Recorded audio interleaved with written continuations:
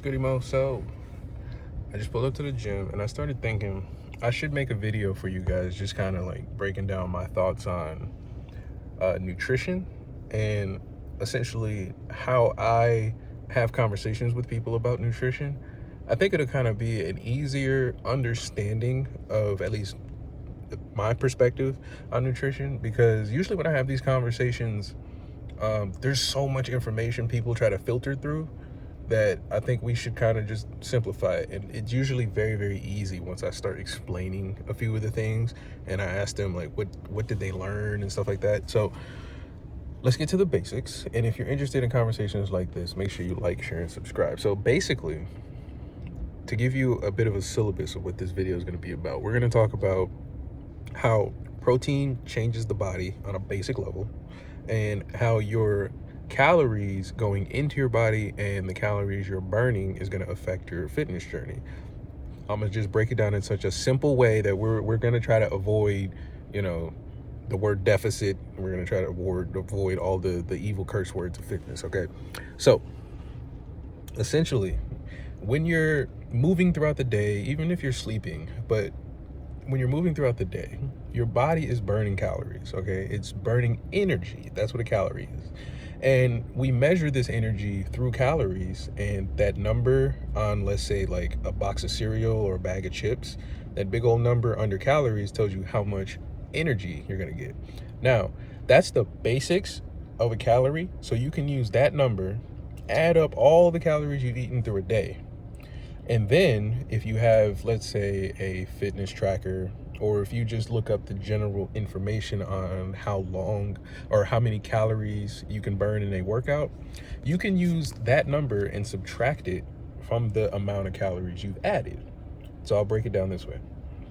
If you've eaten a 300 calorie snack and you take a walk and you burn 150 calories in that walk, and you walk, let's say, 10 minutes, you now have burnt 150 calories of the 300 calories you put in, which leaves you with 150 calories, which is a measurement of how much energy you have. Now, why is that useful to understand? Because now you can really take the power back as far as where you want to be in your fitness journey. So if you want to be big and strong, that means you have to eat a lot of calories. You got to feed that big body. But if you want to be big and strong and look good, meaning like you got strong muscles that are lean, or you got a ripped, torso and abs and things like that, maybe you have really, really defined legs, that means you have to be lean.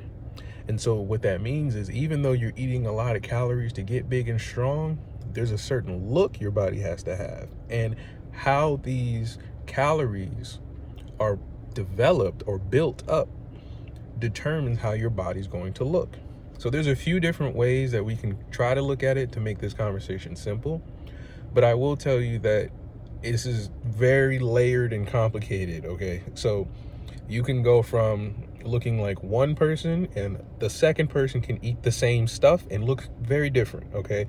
But in a basic sense, if you eat a lot of calories and most of the calories come from fat, then your body will wind up storing the fat that it cannot use.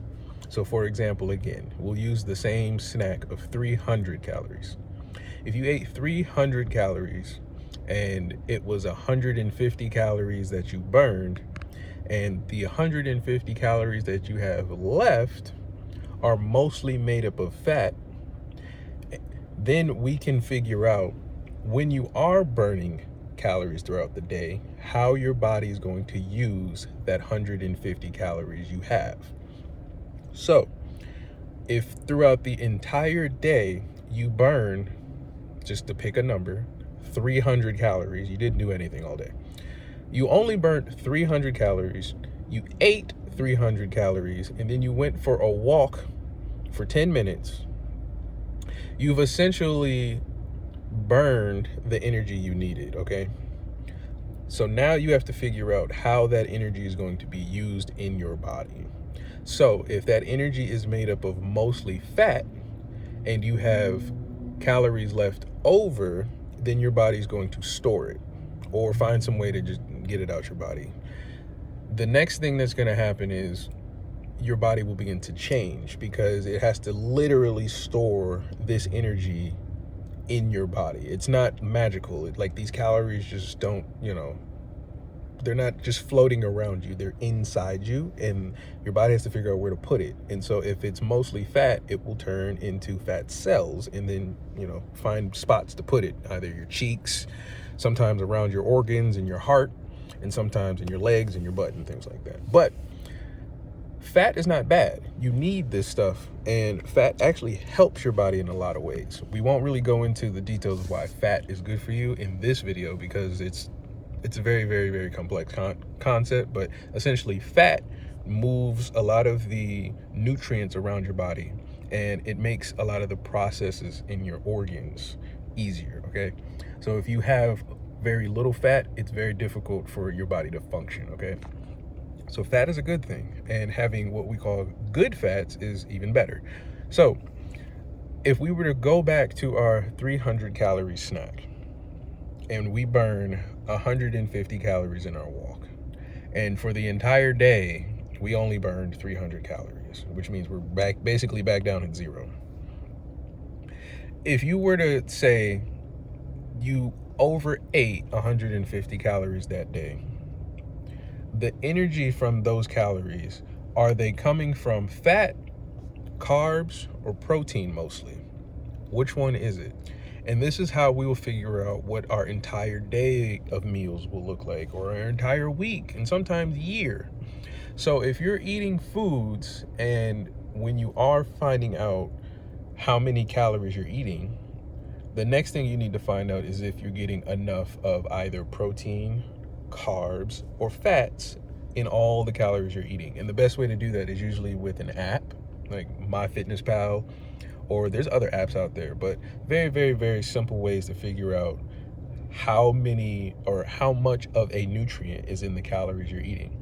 So if you don't want to use an app, most foods, at least in my country, in the United States, will have a nutritional block. And on there, you will see pretty much all the information you'll need and then some. And so what you want to look for are calories, protein, fiber, carbs, and fat on a basic level. If you want to find out more information that may be specific for your diet, then you can find a lot more information in that block as well. But today we're just focusing on just, counting calories, okay? And so if we were to take the number of calories, the number of nutrients in there, meaning how many grams of protein, how many grams of carbs, and how many grams of fat the nutritional block tells us, we can now add all of that up over time to see how much of each we are actually putting in our body. So when you're developing some kind of, meal plan or workout plan and things like that, this information is going to be the game changer. This is the glue, because when you are burning calories throughout the day, you need to figure out how the calories you put in will affect your body. And so to give you a realistic example, if you work out and you burn a lot of calories, it was a really intense workout, but then after the workout, the food you eat is not nutritional or not as nutritional as it can be. Meaning, you're eating foods that may be too high in fat, or maybe too high in carbs, or too low in protein for your body to actually either build muscle or have so many carbs in it that it winds up storing the extra, okay? So these are things that you want to pay attention to, because your body will tell you what's happening, but your body will visually change. So this is where people kind of get into the conversation with me about, well, what are your goals and what do you want your body to look like? And I had a lot of conversations with my coach. Shout out Coach Joe on Fuentes Fitness. We pretty much have conversations centering around protein. Now, the reason why we and most coaches in general will choose protein is that protein is a building block for your body. So protein is a way for your body to build muscle, It helps your body function. It does so much for the body. We should actually do a video on that so I can get detailed. But protein helps build up and basically build muscle for your body, right? And what you want to focus on is getting enough in a day, so that way your body has enough protein to either maintain the muscle you have and the body figure you have, or help you build it into whatever shape you're trying to get into. Now, this is where the differences for people will really matter. So if you're a young woman and you're trying to get, let's say, ready for a sport or something like that, protein is going to be very helpful because it's going to help your muscles in the sport, and as well as building up the muscles you'll need for the sport. If you're a, let's say, older woman, not too much older or really older, let's say if you're an elderly woman and you want to build muscle, you need to know how much protein you need to eat to build or maintain muscle. Now, this could just be something like, maybe you want to tone your arms, maybe you want to tone your back, or maybe you want to tone your abs and things like that. If you feel like you have more fat in your body, meaning like you have maybe rolls, or you touch your body and it's not as firm as you'd like it to feel, maybe you have things hanging over the belt line and stuff like that, very real things that are going on with people, that means your body is storing fat. That's all that means. You can make a change by simply making an adjustment on where your nutrients are coming from in your food. Literally just the nutrients. A lot of people will start changing foods. That just kind of complicates things, okay? But that is an option as well. You can very much just change the foods you are eating. But sometimes coaches prefer to, make it a little less stressful for you and just provide you with options, okay? So let's look through some of the options that just come to my mind that'll help you get more protein in your body to make changes in your body. So if you're after a workout, you can always do the protein shakes and things like that. I made a video about that before, but the reason people turn to protein shakes and snacks and bars and whatever else they can come up with is because the protein shakes and things like that are very they're one trick ponies. Like, they literally just give you a huge dose of protein, right? Very simple.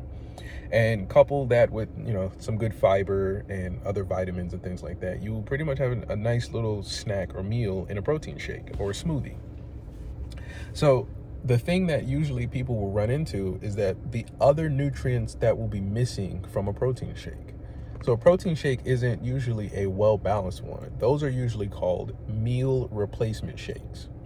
So meal replacement shakes usually have like a multivitamin or some kind of like, I guess you can say recipe of vitamins that go along with the big amount of protein that you wouldn't normally get from like, just a chicken sandwich at McDonald's. So those are also great options, but I guess the only other side you would have to worry about is the amount of calories, okay? Other than that, I think that's pretty much protein shakes and smoothies in a nutshell, right? So then the next option you would have is whole foods, meaning you can just eat actual chicken, tofu, seitan. There's a lot of different ways you can get your protein that are very simple and work similar to a protein shake. So if you were to take a block of tofu and say firm tofu and press out a lot of the moisture and get you an air fryer, chop up that, or you can put it in the oven too, and you chop up that block to, let's say, like bite-sized little, chewable little bite-sized pieces, and season it up. You can even let it dry out for a little bit, or just season it right up and toss it in the air fryer, the oven, let's say about like 375, 400 degrees for about, I'll say 12 to 15 minutes, right? Depending on how crispy you like it. You will have a very good amount of protein if you eat that entire block. And it's not going to fill you up. It's not going to, you're not going to be stuffed or anything. It's going to give you a lot of fiber because it's plant-based and things like that. So there's options you have. Now, some people, they don't like tofu, right? They don't like seitan and things like that. That's fine.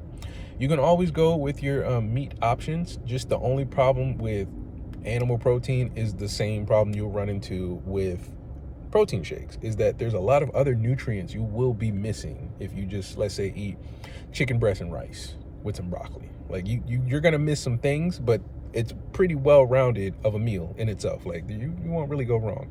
So now you have to think about, okay, how much protein will I get in this meal? And so if you stop right here at the video, I think you will figure out for yourself a level of success in your fitness journey. Like literally, if you figure out how much protein you need to eat in a day, hit that goal and make sure you're not eating more calories than you're burning if you want to lose weight, or eat more calories than you're burning so you can gain weight. I think pretty much you'll find a level of success in your journey if you cut the video off right here, right?